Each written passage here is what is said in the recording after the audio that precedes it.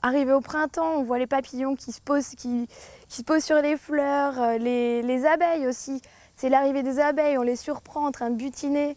Ça, c'est, voilà, on recrée une vie en fait. On crée de la nature et on crée de la biodiversité et de la vie.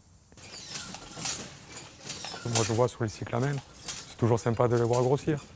Nous, on les voit à toutes les étapes. On les voit du jeune plant à la plante finie. Et c'est vrai que quand on pense comme quand on les a plantés, c'est rigolo, c'est bien, quoi.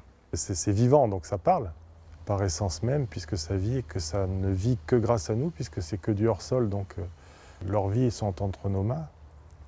Donc on est en permanence maître de leur destinée.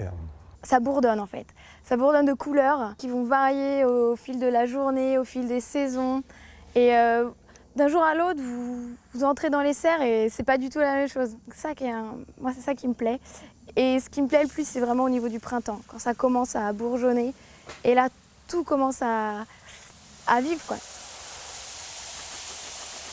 J'aime bien rentrer dans les serres quand je suis tout seul le matin, parce qu'il y a cette atmosphère qui est calme, paisible.